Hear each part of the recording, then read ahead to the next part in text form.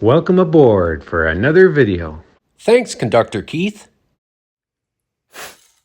Okay, before I get into my normal intro, I just want to show you Craig's airplane. My friend Craig of Brick Army Canada, Google that. Well, he's bought himself a real yellow taildragger. Well, naturally, that meant that I had to have a yellow taildragger and Craig in his airplane to put on my 1-48 model railway. The purpose of today's video is to turn this Kobe Cessna into this taildragger.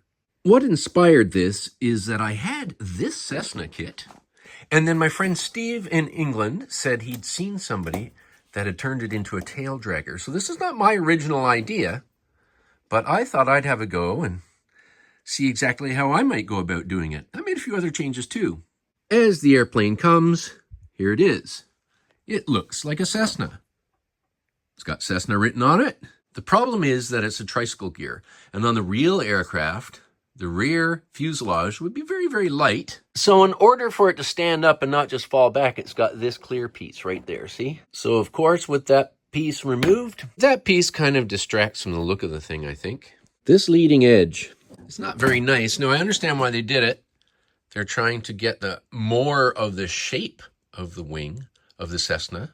So what did I do? Well, it was remarkably simple. This little square piece in here that is meant to hold the clear piece right there, I put it here and put that piece there, see? Then I could just take the wheel from the front of the fuselage and poke it in there. This was simple.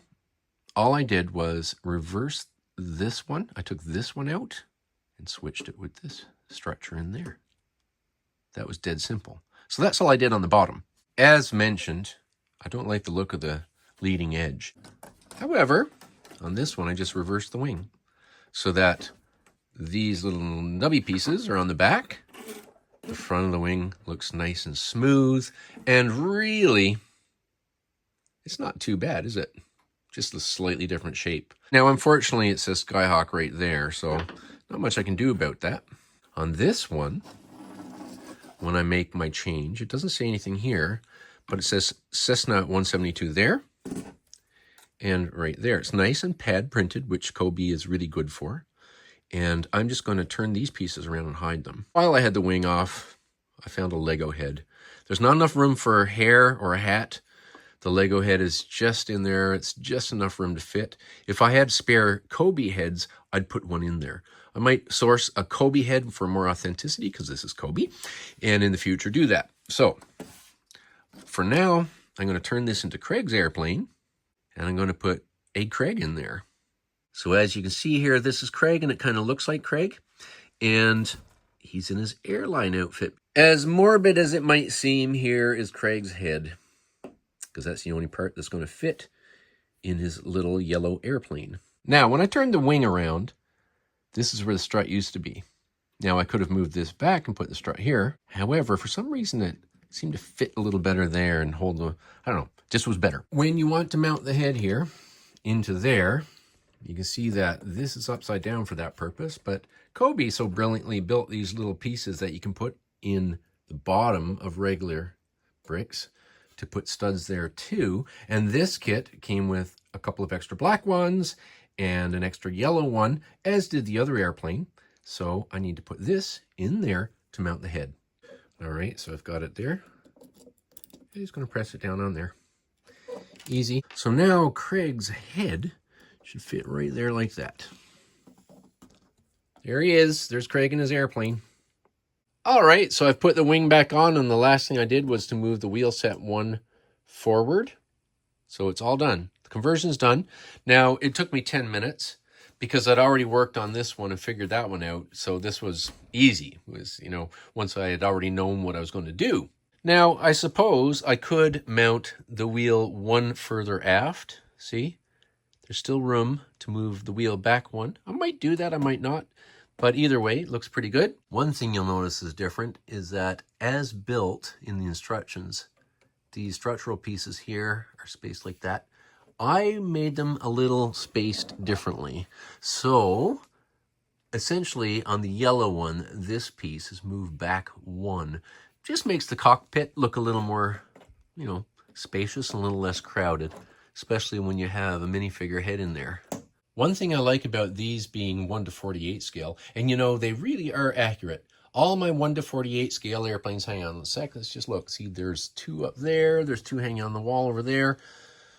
I use my 1:48 scale ruler, and they all scale out to pretty much inches of the actual dimensions of the airplanes. So that's nice. And of course, I've got my toy 1:48 scale trains there. So this will represent an airstrip. All this is going to be scenic. The wall will be painted with a backdrop. This is the airstrip part. Even got a Lego air sock from years and years ago. And now I can set out any airplane I want right here on the end of the strip.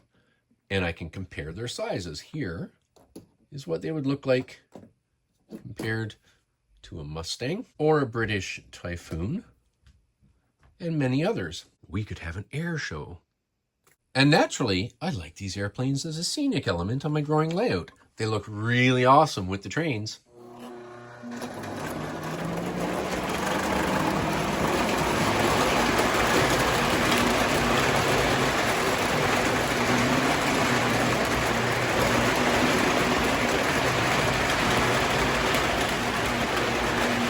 So I suppose the bottom line is that these are dandy looking little tail draggers. It's an option you have to change your Cessna.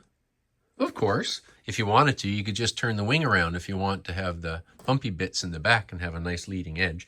It really doesn't significantly change the shape of the wing. It is a brick model after all. So what I might do is, just to have some variety, is get another one in a different color preferably. Do it as the tricycle landing gear Cessna, but I would turn the wing around so that's a flat leading edge like that.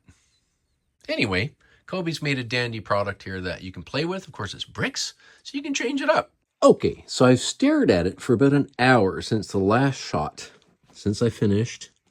And I've taken the two side pieces here, that was all black. I moved them here. And I really think that looks more sporty and sharper. Yes, sirree, Bob. And just for comparison's sake, let's move this one here. I moved the rear wheel one rearward. This one is one a little more forward. This is rearward. The other spotting difference is this is this weird looking big sort of clunky wheel landing gear piece. These look better because this one came out before this one.